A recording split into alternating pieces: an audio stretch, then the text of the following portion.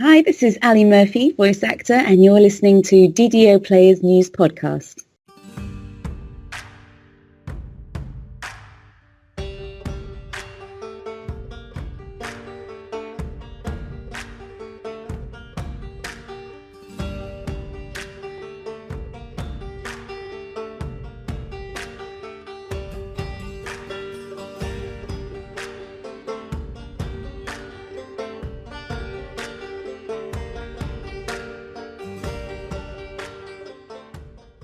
Welcome to DDO Players News, where we take a look at the latest news from Dungeons & Dragons Online, the tabletop, and beyond. I'm your host, Drac. I'm joined tonight, as you can see, yes, we're doing a video podcast. I've got Community Manager Cordovan with us. How you doing tonight? Doing great, Drac. Nice to see you. Nice to be here as well. Yeah, so I was going to look it up, but I didn't have time before we started to see. The last time you've been on the show, it's been a while, actually, since we've had you on. We usually try to have you on more often, but I should have looked that up. But we're going to talk. You had Tolero on. You had Tolero on just recently. Yes, people can check that out if interested. And that, I will leave a link in the show note to that if you haven't seen that episode. But that was a really good chat I had with her, and people seem to like it as well. So I appreciate everybody that left commenting on it and watched it. But we are here to spill some secrets, hopefully. Every time you're on, I try to get you to spill some secrets. And sometimes you do, sometimes you don't, but we'll see. We'll see. I have a feeling I might get something out of you, but... Oh, yeah, definitely. We're here to celebrate our 20th anniversary, Exactly. So a lot to talk about and a lot of things we're excited to share. Exactly. So let's start out with a little bit of the game news. We had update 78.0.1. That was released Thursday, March 5th. So a couple, maybe about a week ago, something like that, as we record this. Not much in this one other than an initial process has been implemented to mitigate poor game performance in public areas and guild airships during higher population times. In other words, a lag fix. Yeah, yep. And part of a wider one that we're actually doing involving bank interaction and guild airship space. Okay. In particular, we found that when the 20th anniversary game update happened and all the players were sorting through their banks to decide which 20th anniversary item to get, what do they have, what do they not have, people are pulling out mysterious remnants from storage and everything. It stressed things out, and it manifested, it contributed to, it's not the only reason this happened, but it contributed to a scenario we saw that first weekend where guild airships were having a pretty rough go of it in terms of being able to get to them and get from them. So we worked on a hot fix, which is essentially what this 0.0.1 update was, to get that, at least the first piece of that out. And then in the next game update or so, we're going to have the wider, more kind of permanent fix in place. Okay. Also in this one was level 36 items that have been placed into your shared banks, character banks, and reincarnation caches will now display in list results. And this number went up to 34. Yeah, that's gonna say this. And I never thought about that until you were talking about that on your Fridays at 4. I'm like, oh yeah, I guess the game wouldn't look for anything higher than 34 because why would it, right? Someone on the forums had said, well, can't you just change the number to be 36 so it displays? And we were like, yeah, sure, we can do that, right? Well, no, as it turns out. Really? Okay. Because that number is populated from whatever the maximum level of this server is set at. So if we just turned it to 36, people would be able to level up to 36. 36, gotcha. So instead we had to do a thing of saying, okay, return a number, but if you can't return a number, just return the result anyway. And that's essentially what the fix was. Okay, that makes sense. Well, that's interesting that it's set by the server. Yeah, I know, right? One of those weird UI things. But this will be a non-issue in a few months when our expansion releases and the level cap is actually 36. Right. Then just today, as we record this on March 11th, we did have update 78.1. A lot of bug fixes in this one. I think the big, I guess we can talk about some of these. It's quite the big list. You can go over to the show notes, and I got a link to DDO.com, and you can read the full release of these. But the maximum caster level for the magic missile is now correctly, set to level 20. Yep. I think that was too low earlier. I Okay. think. Is that, yeah, I didn't. I don't really have any spellcasters, so I didn't know the deal with that. And I think the big thing out of this is the enemy versions of Magic Missile, Chain Missile, Force Missiles, Scorching Ray, and Frost Lance are now scaling correctly when they damage players. Yeah, it was a part of a buff that we did with Arcane Archer that's impacting casters in general for things like Scorching Ray and Frostlance are probably the biggest ones. Yeah. And it was supposed to not be used by enemies. Every spell, right, has a monster version that is a little different from a player version. I mean, it's the same spell they use, but we basically are like, all right, but if you're a monster, you're a little weaker in Right. general because of just the way that spells tend to explode in power due to class creation. And unfortunately, it went in and they got the player version. So that's why they were poning us a little bit for a few days Yeah, there. I felt that. So yeah, I was just like, Me too. whoa, I don't remember those being this bad. It's like, It was holy crap. particularly evident in lower level versions of, say, the new 20th anniversary quest. Okay. Okay, well, that is now fixed. Then just some graphical artifacts were fixed in a couple quests as well. And this one, I was surprised to see in Cry for Help, it will no longer block your quest progression if both levels are pulled simultaneously. I was Yeah, that's an old surprised. one. Yeah, I was surprised to see that in here. I'm like, I how? had no idea it even was a thing, Yeah, but I didn't either, yeah, and I'm just like, how did that come up? Like, did somebody just like, yeah. oh hey, I broke this quest. Yeah, pretty much. Yeah. And then they sent in a bug, and we're like, oh, okay. Okay. Yeah. Guess it goes to show how often people pull those two levers simultaneously, but it's fixed now. Right. So, Right. yeah. I. It's been so long since I did that quest. I can't. I mean, I guess I've never pulled them both at once because it's never bugged out Yeah. on me. So. Yeah, usually just do the one and then the other, Yeah, but that's yeah. how I've always done it. But I guess to each their own. Everybody has their own way of doing quest, I guess. Arcane Trickster got some love as well. The past life icon has been corrected. They fixed an issue where the DC for the stolen spell Sunburst was not properly calculating based off of your disabled device.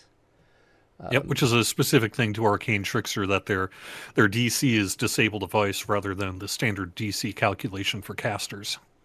And then the extra hand now correctly reduces meta magic cost for all spells rather than only affecting spells in the Arcane Trickster spellbook. So if you grab a spell from somebody else, that will now work correctly. Yeah, specifically that was a multi-class thing that came up. Okay. Okay. And then Core 6 now grants its imbue dice correctly, which that is a big one. I know for a lot of people, I'm sure there's a lot of people that are investing heavily into it and already into Core 6. I personally am not one of them people, but I will be, but I'm not yet. yeah. I'm still leveling up. Oh, yeah. We also added some sound effects to the mage hand. I think the Oh, okay. slap in particular's got a slap now. Oh, that really? Kind of thing. So, Oh, I haven't played yep. since this patch, so. Okay, Yep. okay. And then a little bit of fixes in Time Flies. Probably the big one is the Mind Flayer in level 1 version of the quest now has a cold that prevents him from using most of his Mind Flayer crowd control abilities. So a little easier at level 1. We gave him a cold. Yeah, I laughed at that.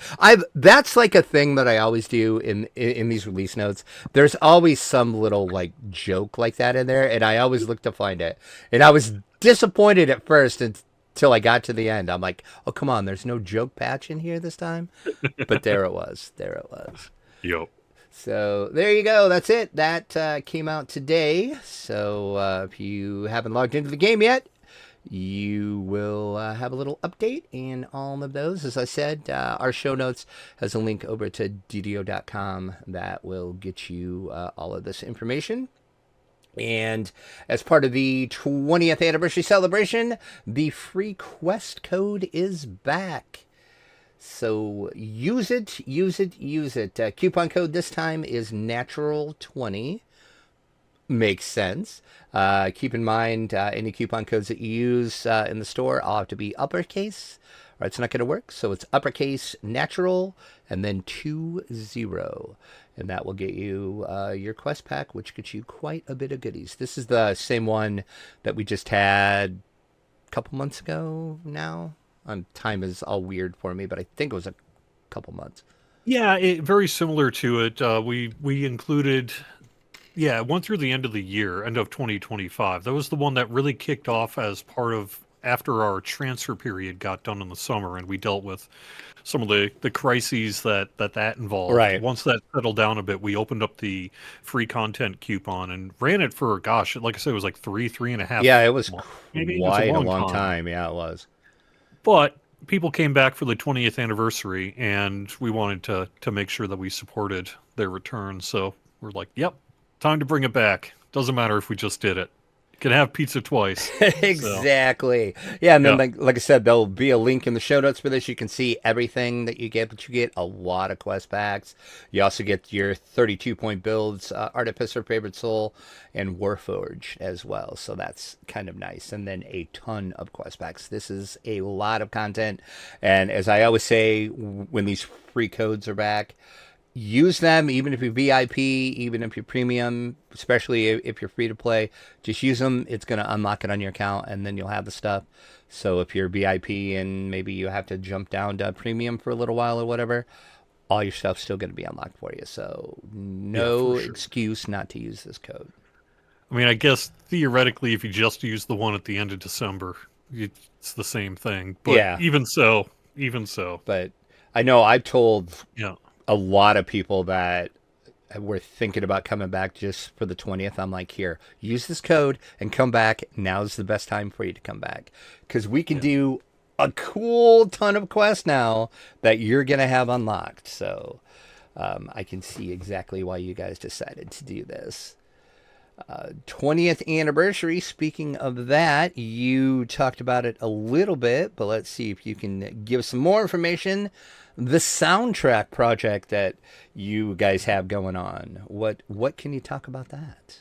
It is in its final stages of development, so it's not really ready to release yet, and it's got to still go through some review. So anything I say today could theoretically change if all of a sudden it's like, wait a second, you can't do that, or something like that.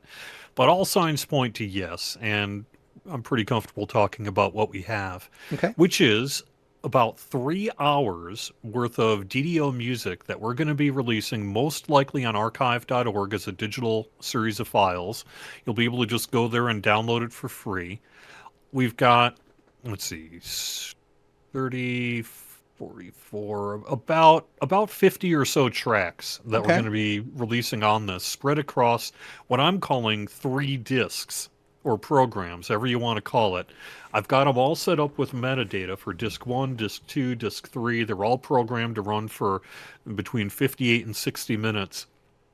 And you can burn them onto CDRs and stuff. That's the amazing. idea. That is amazing. You know me. I'm Mr. Physical Media person. So I was like, all right, going to figure this out. So that's going to be going up. Now, you could just treat it like a bunch of MP3s or whatever and do whatever you want with it. But it's all going to be organized like a traditional album and a 3-disc set on top of that. Okay. And just today I was working on the liner notes. We've got some liner notes from composer Bill Champagne.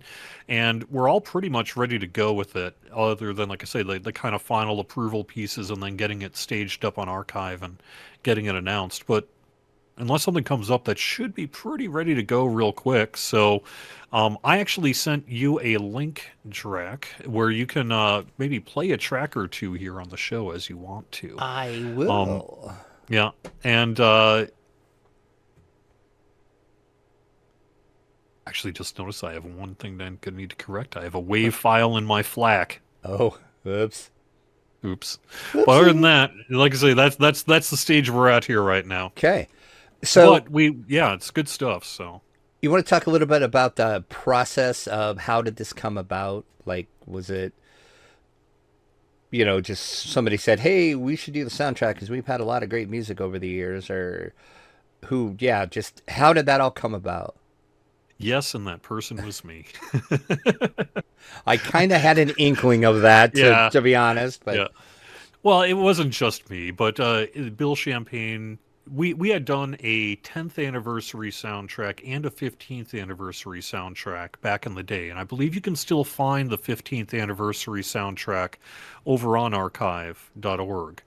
And so when it came time to do the 20th, it's like, let's do that again, get all the music that Bill's written since over the last 5 years included, and then bring back some of the old 2006 to 2008 era DDO stuff that really hadn't been released, and just make this all happen. So that's what we did, essentially. I guess, in particular, Darth Celtic's Bill Champagne, who's name of Bill Champagne, the composer, Knockback, one of our lead content people, and myself really just went through a process of, I want all these tracks. And then Knockback was like, but I want all these tracks. And then I did the same. And then we got the whole list together, and then we just sorted it all out until we had, like I say, a good 3-disc set to put together. So that's, I love the fact that you did it so you can burn it onto a CD, though. That is the coolest part for me. As a music nerd, I love that. I did that for the 15th as well, actually. So this isn't the first time I've done this, but it's I guess the way I don't roll, remember that. Yeah, you know? I don't remember you doing that for the 15th, but yeah. I'm sure I just forgot about it and I just never did it. But so we'll play maybe 2 tracks right now. Any particular ones you want to suggest, or do you want me to just pick 2 at random and we'll play them? You can't go wrong with disc 3, track 1. That's the DDO theme part 1. Okay. That's just sort of the main DDO kind of character select theme, and that's a pretty good one. A classic. Yeah. And then we also have a lot of the tavern music and things as well. So maybe nice. something like Tavern Rock 5 is a relatively shorter track. So okay. I will, in the magic of editing later, insert those right now.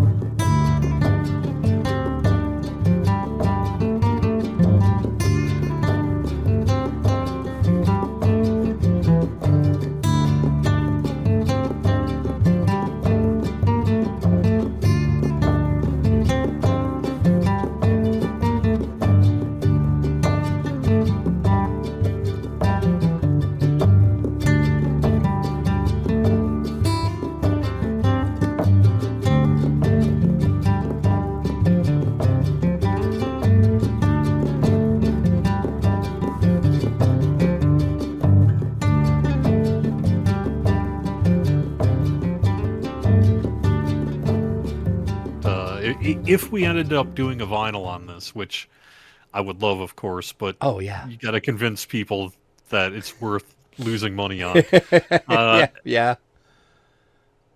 We'd probably have to cut it down because obviously 3 hours of music would be a monstrous record project. So we would probably have to do something like a selection for a 1-disc vinyl. But we could maybe do a CD of this in the future as well. Okay. It's not completely off the table. We'll have to see how it goes.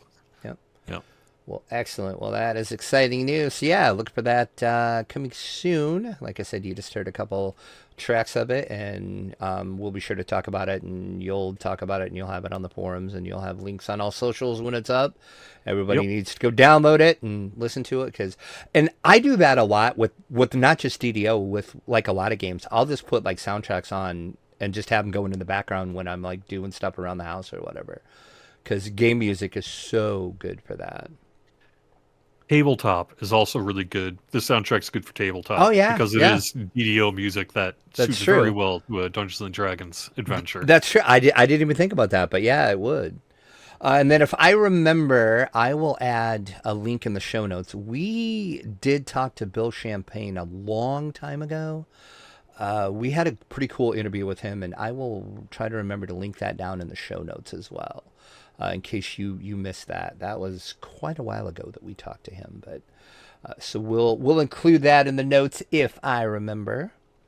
And then today you did announce the PAX East 2026 meetup is coming again.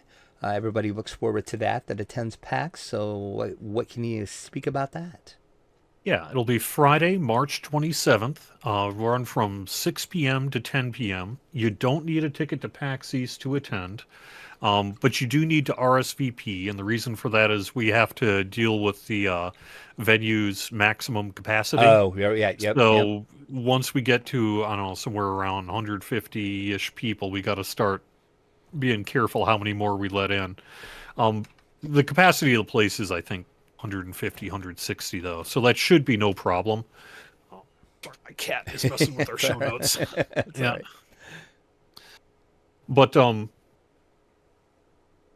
it should be fine. And even if we end up getting a little over capacity, as long as not everyone shows up at 6 p.m., it'll be fine because that's a capacity. So people tend to stick around for a while and then maybe leave to do whatever else they're doing at PAX. And we run from 6p to 10p, so if it gets super full, just give it a little time, and then you'll probably be able to get in. But it's free, and all you need to do is RSVP. We will have some food, probably something in the range of kind of like chicken wing bites and appetizer type things. Right, some pizza and chips and veggies and, typical kind of buffet style light dinner. They do have food there. You can get your own food, but then you're also going to be right by the Boston Harbor, so plenty of choices if you want to do other things. And I would assume that Severlin will be there. I'll be there. I don't know the rest of the team's schedule. I'm going to learn that in the next week or so. But typically, some of the development team is there, and it's a great way to just hang out and actually ask developers questions. We're happy to get our pictures taken with anyone. We'll sign anything you happen to have. And we will have some swag. Fingers crossed. It hasn't been delivered yet, but we got till March 27th. Exactly. You got a little bit of time yet. Yeah. At the very least, we've got a stash of things that we'll be bringing out that maybe you saw last year, but we have posters and pins and some other goodies that we'll give out to anyone who shows up. So. Yeah, I was going to ask if you knew who was going to be there for sure. That like PAX East is kind of nice for you guys because it's in your backyard basically. So like you're all there, right? Yeah. Right. It's not like Gen Con where they would have to travel for the Gen Con meetup. There it's like we're here. I will say though, and I can break a little news here. Okay. I can't confirm a Gen Con meetup yet, but I could say we're working on it. So as soon as things get signed, we'll have more information on that. But I would expect to see us at Gen Con as well, with a meetup probably at the same location as last year that I'm not going to say until the contract's signed. But if you went last year, you'll know where we went. Yep. It's a nice little venue there too. So yeah. Yeah. So and I can't really break the other big news, but I've heard we got some exciting stuff maybe involving Gen Con itself, so we'll see what happens here. Okay. Yeah. We'll look forward to learning more about that then. Anything else you want to say about the PAX East meetup? Just like, again, if even if you're not attending PAX East or not attending it that Friday, no ticket to PAX is necessary to attend the meetup. Just anyone who wants to get to the Harpoon Brewery right on the Boston waterfront. It's within walking distance of the convention center. and there is parking on site, and there is a nice big open pay lot. Okay. You pay Boston parking prices, but you can just park there. It's fine. Gotta love those city parking. Every prices. time you're here, I try to get you to spill some beans, right? Tell me some good stuff. So what's coming up? What do we got going on? Well, as you know, we've been really focused on the 20th anniversary, and so that's been really our main focus. But we do have more happening through the rest of the year. You can find the producer's letter on DDO.com to get the full year. But up next will be Update 79, and that's going to involve a story involving dragons and the Deck of Many Things. And that should be ready, fingers crossed, to hit Lamania. At least parts of it should be ready to hit our preview server of Lamania next week. So Awesome. if everything goes Okay. according to plan, there's a couple of things that you're going to see. I don't know what all is going to be in this first Lamania, but it could be something like this, portions of this new quest pack, probably the new loot in it, or at least some of it. And then I'm going to break a little bit of news for you, I think, here, because one of the pieces that we're going to be previewing next week that we're hoping to get some good feedback on is a new Evening Star crafting area. Well, why would we have a Cannith crafting section in the Forgotten Realms? Well, the answer is we're making it not just Eberron specific. So we're going to be actually adjusting the Cannith crafting system here real soon to be called something just magic item crafting. Okay. We're getting rid of the whole Cannith part of it so that we can have crafting stations throughout our content. Okay. Whether it be probably not Ravenloft, just due to some of the lore in Ravenloft. Right. But and many of the other places that we can. We're going to try to expand the crafting into those regions. And we're going to be adding a few levels to Cannith crafting right now. If everything goes according to plan, we're going to support level 33 and 34 here for Update 79. And then not too long, hopefully, after our expansion releases, we'll be able to even bump it up to 36, which will be our new level cap. But for now, at least, we can say that we're working to get it up to level 33 and 34 here with Update 79, and that is set to get its first preview on Lamania, if everything goes well, next week. Awesome. Okay. The only other DDO-related news is we at DDO Players have a little giveaway going on. You're going to have to work for it, though. I'm making you work for it. Yeah, we're going to give away a Isle of Dread Ultimate Bundle. I'm calling this the Scavenger Hunt, because, as I said, you're going to have to work for it. It's pretty easy, though. To enter, you just send email to contest@ddoplayers.com. And I want a screenshot of a vampire from DDO, any vampire.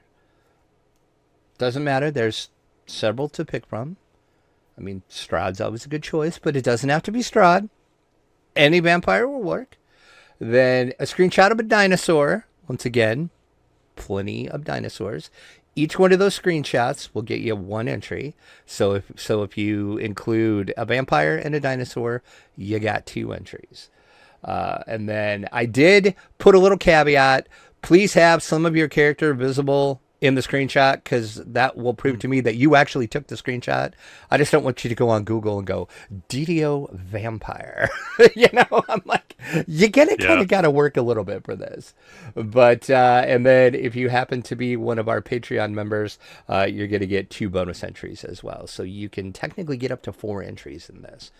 And then what I'm going to do is I'm going to put everybody's names in and how many entries they have. Going to put them in on a big wheel picker, and then I'm going to spin it. And then, so one person is going to get the Isle of Dread Ultimate Fan Bundle, and then also a quest bundle that's going to include the Tavern Tales quest pack, Snowy Owlbear Pet, and 50 Astral Shards. That's all to the one, like I'm calling the grand prize winner. And then 4 other people are just going to get the Tavern Tales, Snowy Owlbear, and the 50 Astral Shards. So it's exciting stuff. And we're doing this just to celebrate 20 years of DDO, of course. And I actually realized today the site and the podcast is 13 years old. I didn't even think about that until I just looked at that today, and I'm like, wow, we're actually 13. So Yeah, I was going to bring that up, that since we're talking about the 20th anniversary, that you have got to be one of the longest running, currently active kind of community endeavors that's associated I, with DDO. yeah, I think so, since DDO Cast is not active anymore, it Yeah, they haven't seems. been So, active yeah. for a And little then, while here now. yeah, and then Axel, of course, just started his, so he's pretty active, but he just started, so yeah. Yeah. So, yeah, we've been around 13 years, so, which is crazy. Lucky number 13. Yeah, yeah, it doesn't seem like we've been doing it that long, but and just once again, thanks to everybody that listens, supports the show. We appreciate it. Like I always say this when I talk about us, but I know we're like a little bit of a different DDO podcast because we kind of talk about other stuff too. So, and we don't get very crunchy and in depth with builds and all of that stuff. So we're kind of a different DDO podcast, but it works. People, like I said, people seem to like it, and we've been doing it for 13 years and no plans to stop. So, and thanks to all you guys at Standing Stone as well, because you always support us, and all these codes are courtesy of Standing Stone. So we appreciate that we can do this fun little giveaway. But yeah, so go give me some screenshots. Vampires yeah, it's and part of dinosaurs. that DDO creator program Yeah, that we were yep. able to launch in the past Yep. year, and that's been going really well. I'm really happy to see that. Yeah, I was gonna bring that up since we were talking about this, because yeah, that's how I got that code, was through that this month. So so you think the creator program is going good? You're happy? Well, yeah, with, so far okay. it's been going great. Yeah. I mean, it's good for us to be able to get all that content, but the other piece about it is it really lets us see the bigger picture of what's happening, because we can kind of call up everyone who's a part of the program and just see the big picture view of, okay, on this day we had this many people watching all this stuff, right? Rather than trying to hunt down every video and everything itself. Right. It'll do that work for you. Right. Well, that works out pretty good for us. I was actually going to say, for the vampire screenshot, my personal favorite vampire, and I know it's not Strahd. I mean, Strahd maybe wins, but of course Strahd wins. We're talking DDO 20 here. Okay, so mine is the one from Desecrated Temple of All, because that goes all the way back to the original level cap. Yep. It was endgame to run Desecrated Temple of All, and I ran it a lot because I really like the blood plate armor that you can get from there. It's one of the most unique. It's still a unique look. Yeah, it is. That is not available elsewhere in the game, and it glamours really nicely. So, I was gonna look it up, and I didn't have time after I got home from work today to see exactly how many vampires there are that you could pick from. Because I could only off the top of my head think of like 3, but I know there's got to be more than that. Oh yeah, there's got to be tons. Yeah. I mean, because you've also got the Orchard of the Macabre, and that's got some vampires. I forgot about the Orchard. Yeah. I think Delaras, maybe. Oh yeah. Or at least Return to Delaras. Yep. Return to Delaras. Yep. Yeah. That's another one. So yeah. So once again, send me those to contest@ddoplayers.com. Contest is going to run through March 31st. So you have plenty of time. Then I'm going to draw the winner. It'll be a couple days after that. I can't tell you exactly when, but within the couple days after that. And I'm going to email you, and you're going to have 2 days to get back with me. So I want to make sure that, you're going to check your email. You're like a real person, and you're going to respond to me so I can send the codes. So there you go. So yeah, I'm excited to see the screenshots. We've already got a couple in, and this just started today. So there you go. And like I said, if you don't have that Ultimate Fan Bundle, there is a lot of stuff that comes with that, including, if you did not know, an Autos box is included in that. Yeah. So that's why a lot of people are excited about this too. I think they're like, ooh, free Autos box. Yeah.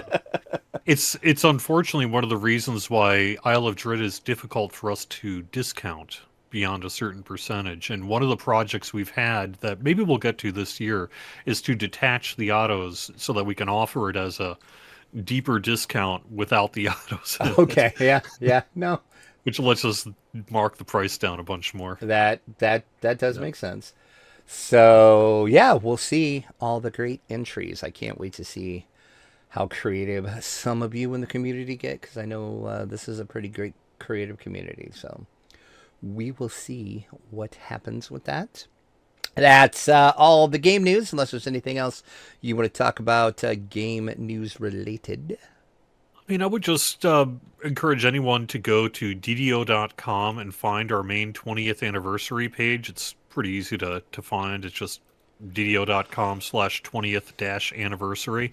And you're just going to learn about all of the stuff that we have going on. The bonuses, the free giveaway through March 31st for the Arcane Trickster. We've got, the actual anniversary event running through March 31st. Sterling's Remnant Rush is a Mysterious Remnants event that is actually running all year long. At the very least, you want to turn in your 20th anniversary token for a piece of raid loot and what have you. And we've got a bunch of bonuses as well that are in place, and I just wouldn't miss out on those if you want to get a nice heads up on things. We've got what do we still have? Actually, I think just today the main bonuses we had ended. But we have a few. I'm trying to go to my own website here. What do we say? Yeah. Yeah, VIP Gold Daily Dice Rolls is continuing, however. Okay. And that's through April 7th, and then through March 24th, which another couple weeks yet, we also have double Mysterious Remnants. So that means it's twice the chance when you defeat a champion to get Remnants. That's nice because it kind of ties into Sterling, so get more Remnants to give to Sterling. Yeah. So there you go. All right, let's take a look and see what's coming in from the dungeon.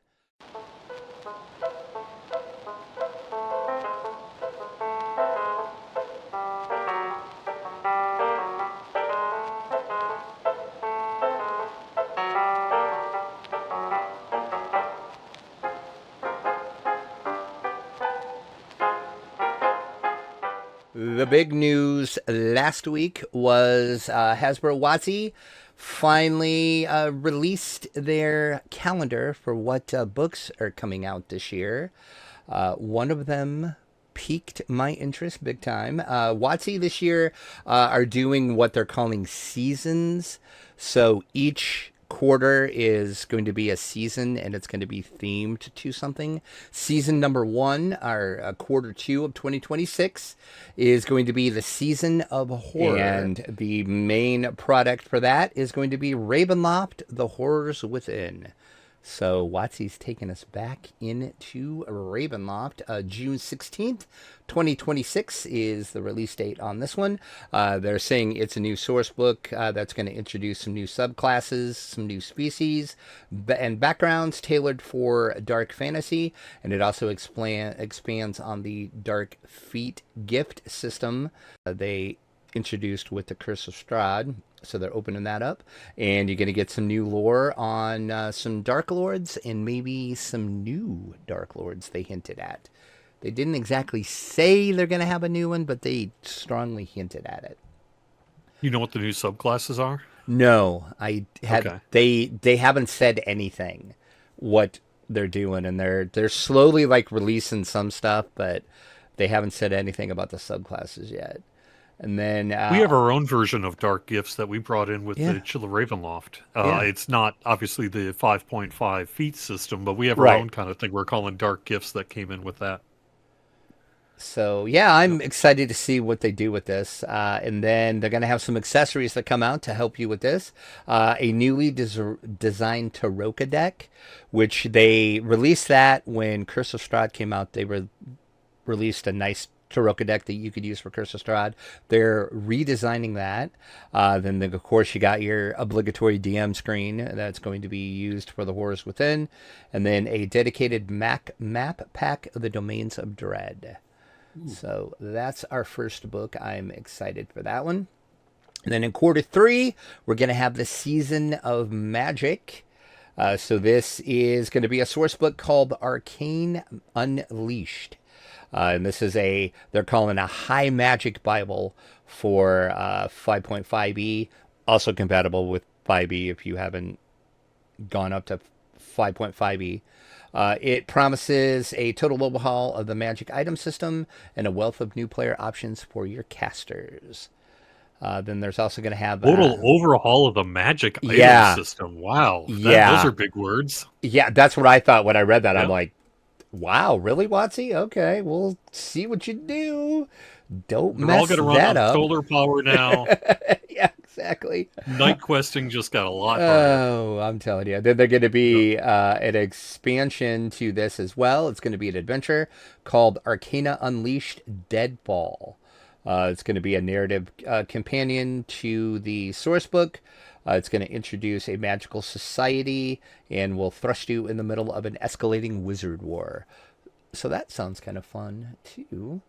And then to round it out, quarter 4 is going to be the Season of Champions.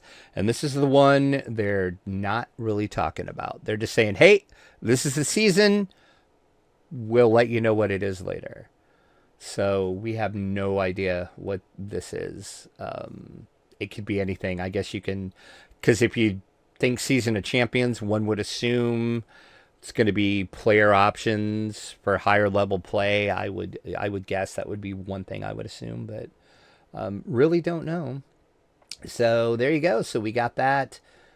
But like I said, one thing, of course, I'm excited about is the Ravenloft book. So I will definitely be picking that up just to see what they do. And then if you're watching the YouTube version of this, I'm going to have a picture of, they have a newish look for Strahd that is going to be on the screen right now, which at first I wasn't sure that I liked it, but then the more I looked at it, I'm like, okay, all right, I can kind of see what you're doing here.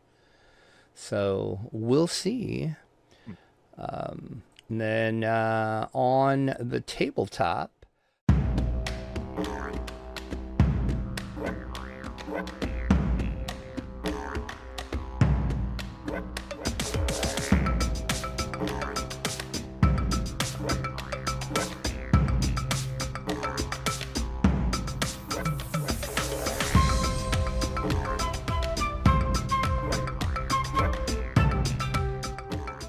a lot of tabletop news this week. I just picked a couple of what I thought was the biggest things. If you don't know, the Gamma Trade Show was last week, and that's the big industry trade show. You can call it a convention, but it's mainly for industry people and press like that, and that's a lot of companies announce new games and new stuff. So there was a lot of news that came out of Gamma. But the big news that everybody got super excited about is finally Dungeons & Dragons is coming to HeroClix. Which I don't know why this wasn't done like years ago. Like, this just seemed like a no-brainer for me. Like, why would you, like, you can print money if you bring D&D to HeroClix. And they're finally doing it. Have you ever played HeroClix at all?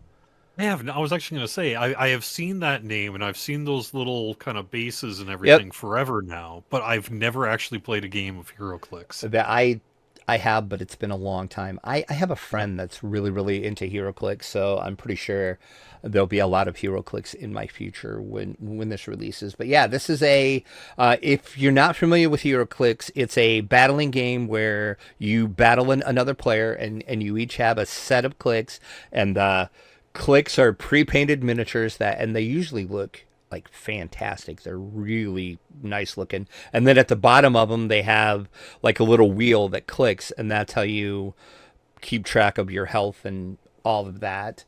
They're going to change that up a little bit with this D&D version. They're going to include what they're calling a combat dial on that. So it's going to track more than just your health in this. So then again, WizKids didn't say much about this, but they did say that you can expect to see all of the big legendary creatures. So you're going to get like a Beholder, a Mind Flayer, various dragons, of course, will be in it. So you're going to get minis for all of that. And then you're going to be having a full adventure party. So you're going to have your main classes, your fighter, your rogues, your wizards, your clerics, all of that. So it's going to be D&D, but it's going to be in the HeroClix world. And they're going to include that in with the rules. And they say they might update some of the HeroClix rules to fit better with D&D because they don't want to stray too far from D&D, but they won't want to keep HeroClix in it as well. So it'll be exciting to see what they do.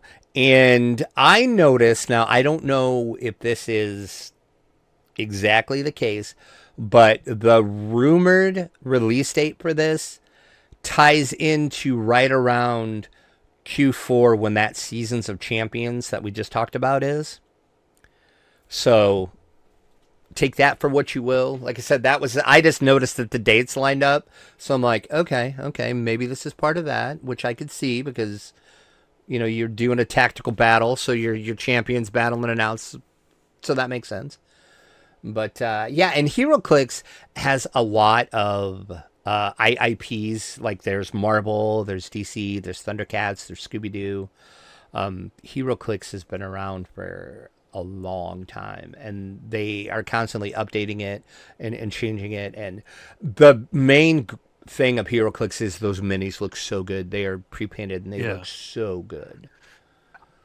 So can you? I don't know enough. Can you cross-platform? Like, can you bring your Scooby-Doo to fight your other IPs? You can, yes. To a certain. So we can have a Strahd versus Scooby-Doo fight.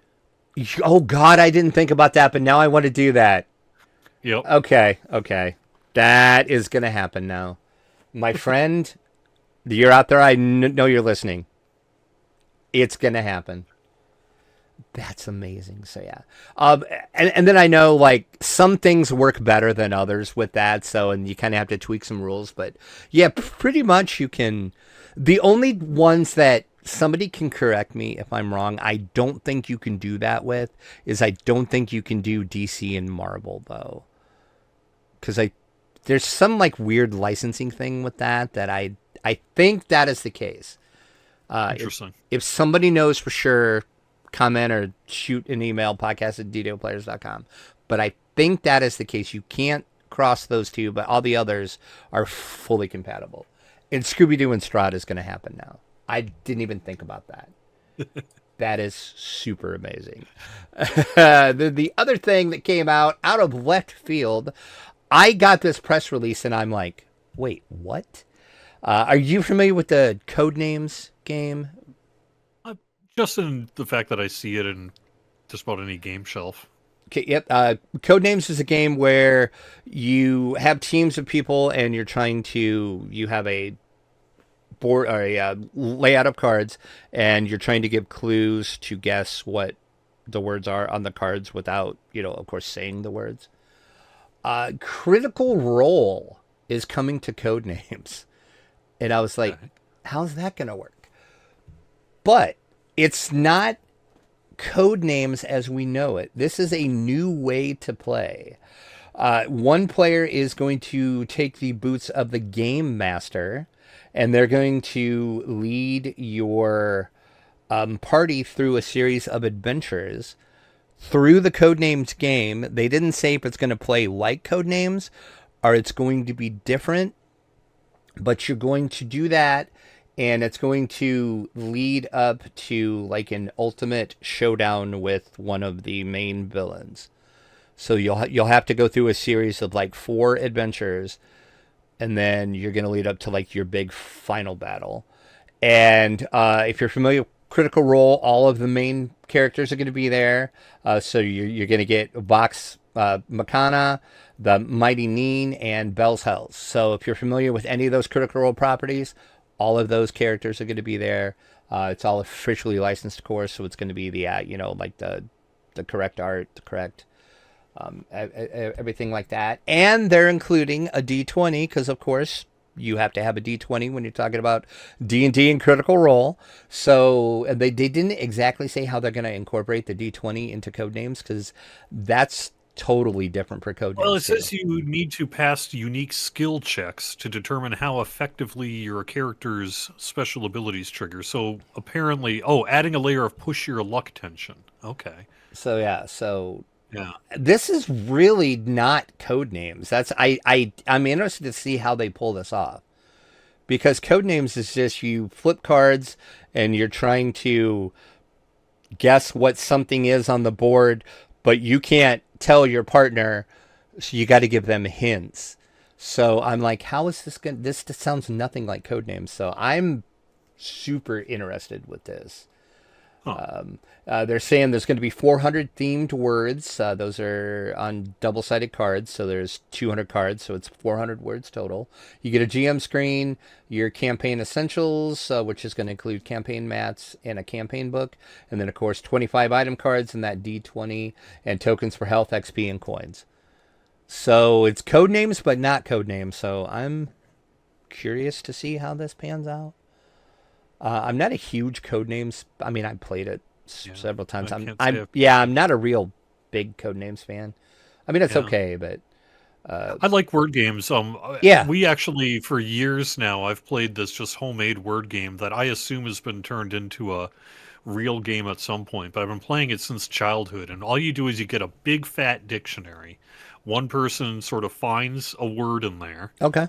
Some strange word, and then announces it, and then everyone around the table has to write down a definition for that word, and then it all gets put into a pile along with the real definition, and everyone has to go around, figure out what the actual word is, and then you get it right by kind of apples to apples style, keeping cards or whatever. Right. Oh, gotcha. Okay. So I've been playing that since I was maybe 8 or 10, and that's a popular word game that I like to play. So yeah, if you want like a good starter game, like if you're having a game night and you're waiting for a lot of people to show up, Codenames is a good name for that because it plays pretty quick, and it's just, I mean, there's not a lot of, I know I'm going to get hate for saying this, but there's really not a lot of depth to it. It's just a word. You're trying to get somebody to say a word off of a card without telling them what it is. So let's be honest, there's not a lot of depth there. But totally opposite of this Critical Role though. So I'll be interested to see what this is like. It's going to release, of course, at Gen Con, they said. So you'll be able to get it done, and then pre-orders opened yesterday for it, so you can go over on Check's Games Edition website and pre-order it if you would like, or you can wait and try to get it at Gen Con, but I bet you that line's going to be crazy. So if you don't pre-order it, you ain't getting it at Gen Con. Exactly. 100%. So if you want it, pre-order it, and then I'm assuming they'll let you pick it up at Gen Con. Companies usually do that, but yeah, you're definitely gonna have to pre-order it because you ain't getting this, because critters are going to be crazy for this. So, well, that's an interesting marketing strategy, though, to have everyone sort of debut and sitting around playing the game at Gen Con with their friends. Other people are going to see them play it. It's pretty smart, really. Oh yeah. So I'm definitely going to try to check this out because I'm interested to see how this turns out. So that is all of our news. So we will go into our week in gaming.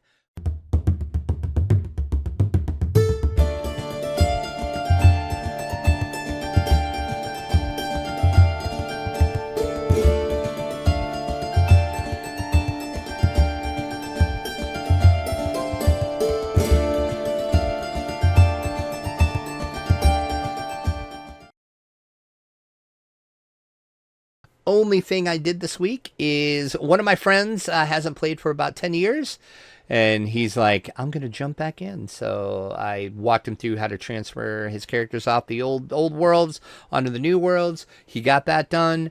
We jumped in. We did the Catacombs. We decided to run that on hard. I had a character that I created it, and I ran to like 3 quests because I looked at my quest log. I had 3 quests, and they were harbor quests, is all I did with this character. So I'm like, let's do the Catacombs. Why the heck not? And he hadn't done many quests on that character, but we did it on. But we did all right. We did pretty good. We decided to do it on hard to make it a little challenging for ourselves. So yeah, that's really it's really about all we did. But he's pretty excited about DDO again, so hopefully I'll be playing with him more. That's really all I did this week. I had a pretty busy week at work and some other stuff. So how about you? What have you been up to game-wise? Well, so now that the actual 20th launched on the 25th of February, I've actually had time to play the game, because that first anniversary week was just, no, you're locking in at like 9 a.m. and you're clocking out sometime quite a bit after 8 hours, Right, right. and it just sort of went like that for about a week or so. But I've got a character on Thrain that was, of all things, level 19 that I leveled up to 20 so that I could true reincarnate to play my Arcane Trickster on a character that's building past lives. So I did that on Thrain, and I've got a Arcane Trickster that I'm just going to go pure Arcane Trickster. And because I was all the way back to level 1 with now whatever the maximum XP penalty, I was like, well, I mean, I could run, Orthos and Misery's Peak and go into the harbor, maybe go into Keep on the Borderlands, that sort of thing. But instead, I just ran the Anniversary quest. Okay, Because yeah. those early levels are pretty easy, and I'm like, well, this way I still get Anniversary widgets while I'm doing it. To the True, tune of 8 yeah. to 10 per, depending on difficulty. Right. And so I did that. I ran that character all the way from level 1 to 4, basically just running the Anniversary quest. And now that I'm level 4, it's a new band on the Anniversary quest, so you get that first-time XP bonus again. So I've just been running that again. I figure as long as I'm just going to, kind of grind through some items and resources here, I might as well be leveling up my Arcane Trickster while I'm at it. And that has been going very well. I've been really enjoying the Arcane Trickster. In particular, I like that Disable Device is your DC. I like the stolen spells that you can get. In particular, I've taken one of the healing spells, so I got some self-healing. Oh, yeah. I've been using Sleep and the SLAs that are crowd control because, again, your DC on Disable Device is pretty easy to jack up. So Oh, yeah, heck yeah. you can do some real damage on crowd control as an Arcane Trickster. And I've got like the Mage Hand Bluff. And because I'm a rogue, you get sneak attack damage, etc. I went and dipped into Vistani Knife Fighter, so I'm dual daggering it. Kind of, flipped over dual daggering it. Yep. And I'm getting a bunch of sneak attacks. So I use the Mage Hand Bluff, get a bunch of sneak attacks. Once the sneak attack is worn off, I'll do a crowd control, sleep him or freeze him or whatever it is I'm going to do, then just keep doing more damage. And I'm kind of wiping the floor with everything. Now, I'm low level still. I think I'm only level maybe 5 at this point. So that is going to change as I run more difficult content and level up. But it's been going really well, and I've mostly been outfitting my character with Cannith crafting gear. On Thrain in particular, I sort of did a gear purge after all the transfers. And I got this idea into my head where I was like, you don't need all this random gen stuff from like 2012 anymore. Just go ahead and, dump all that stuff, get a Cannith crafter going, and then Cannith craft your items through these kind of lowy levels as you need it. So that's what I've been doing, is I've just got a bunch of crafting blanks, and every couple of levels I'll just clear them out and put on some new Cannith crafting stuff, and that's been working really good.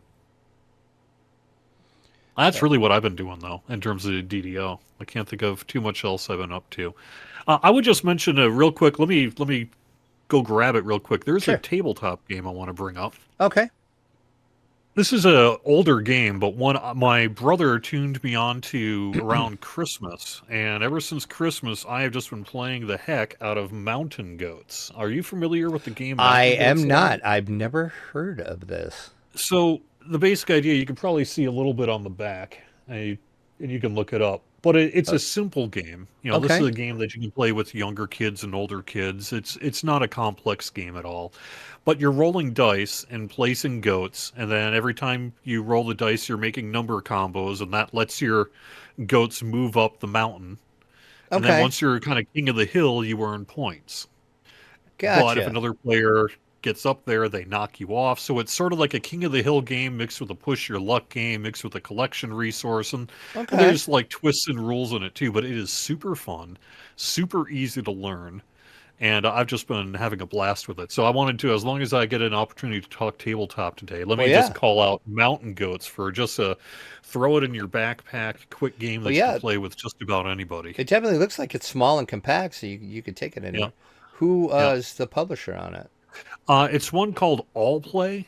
Okay. I actually am not particularly familiar with them, but they actually started out making game tables, and then they did like game bags and then game accessories, and then now they're into the they actually are publishing games now. So, well, I will have to look that up because that sounds kind of interesting. Does it play pretty quick?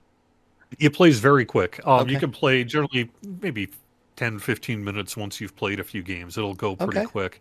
There are some expansions that'll add a little complexity to the rules if you want to as well, but you don't have to. And it supports up to 4 players, but it plays well with 2, which is kind of the key for someone like myself. Okay. Well, I will But, have yeah. to look into that. Mountain goats, huh? Okay. We currently have 10 supporters over on our Patreon. If you'd like to help support DDO players, go to our donations page. You can support the Players Alliance, which is the podcast network we are part of.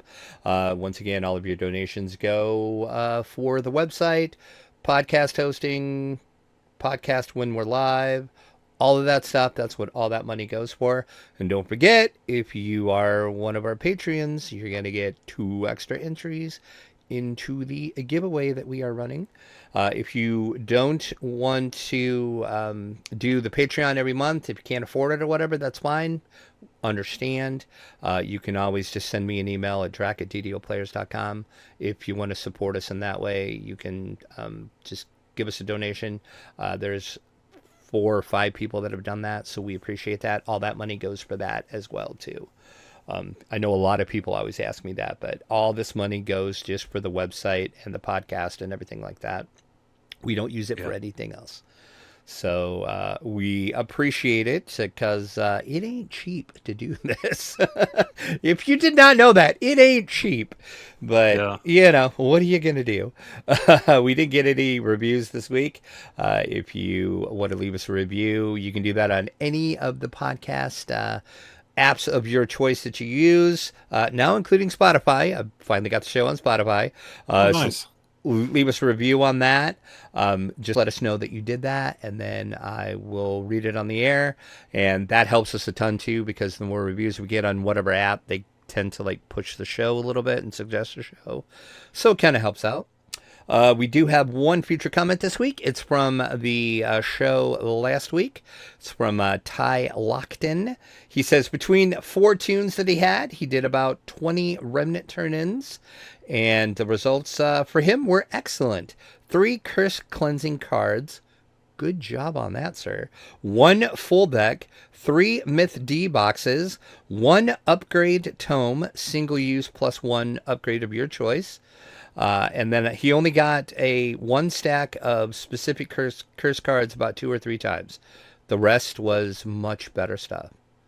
So his RNG is way better than mine. Curse cards. Oh yeah. Well, it's a pretty good. You can actually see the list on the Sterling Remnants Rush page. It's set up to be pretty transparent, and it's basically a 50% chance to get from table A and 50% chance to get from table B. And to the best of my understanding, it's all pretty equally weighted from that list. So it's just rolling 1 from the list there.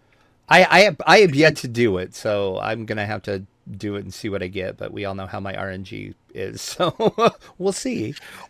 This is a system that's really popular with people who are used to the curse card system and mysterious remnants. There may be some players out there who are like, what? Yeah. So just a real quick primer. Sure. When you defeat champions, you'll see mysterious remnants, and if you collect them, you can trade them in with Sterling in the anniversary space or in the Hall of Heroes for various rewards as part of this program. The curse cards, once you've got, or come in one of 4 different types. Is it 4 or 5? I can't think off the top of my head now. But whatever it is, it's 4, you'll get stacks of cards. Yeah. And once you've got a full deck, you can click on it, trade it in, and get some kind of random item or random benefit that you can apply to an item. Once you apply it to an item, though, it's randomized, right? So you don't know what you're getting. You're just putting it on there and see what you get. If you like it, you can obviously keep it.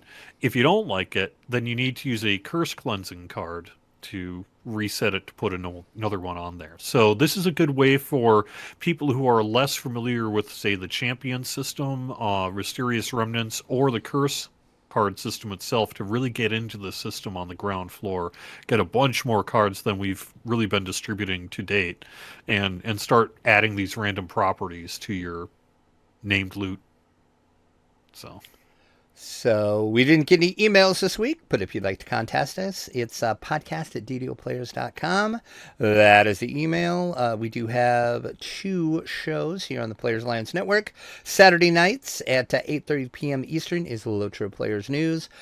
Pretty much the show, but it's all Lotro related, which is Standing Stone's other game, if you did not know. And then the show DDO Players News, we record whenever I'm available because my schedule sometimes is weird.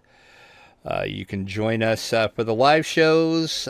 We at DDO Players tend not to go live a lot just because my schedule's weird. But if we do go live, it's ddoplayers.com/live. That'll take you over to our Mixler page where you can listen to the show. That's the app that we use to broadcast the show. Lotro Players is always live every Saturday night, though, but you can check that out. So that is it for the show. You want to give all of the links for DDO, all the socials, all of that fun stuff? Sure. You can find us on DDO.com. That's the main place I would go. You can download the game for free there. We're active on Threads and Instagram and TikTok and YouTube, Facebook, Blue Sky, and X. And that's all being... most of it gets the same stuff, but we're keeping pretty busy these days trying to get all this content out on all those things. Right. So There you go. Anything else you want to add before we wrap it up? If anyone's listening and has been playing for either a short time or a long time, happy 20th anniversary. Hope you're enjoying your time here. We're honored to be able to be here after 20 years. We're honored to have you play, and we really thank you for your time. So we're going to wrap the show up. I thank you for your time this evening, taking a little time out of your night to do this silly little podcast with me. I appreciate it. So yeah, it's great. Going to leave you with, I can't wait to see your vampire and dinosaur pictures. So somebody needs to wow me with a picture of Strahd. I want a cool Strahd picture. So I can't wait to see what people get. So that is it for the show. Once again, thank you for listening. We appreciate it very much. We will release the show either this evening or tomorrow. You'll get links all the places so you can watch this or listen to it. If you're subscribed, it's going to show up in your feed. So that is it for the show. I'm going to leave you with what I always do. Sure hope the RNG is a lot kinder to you than it is to me.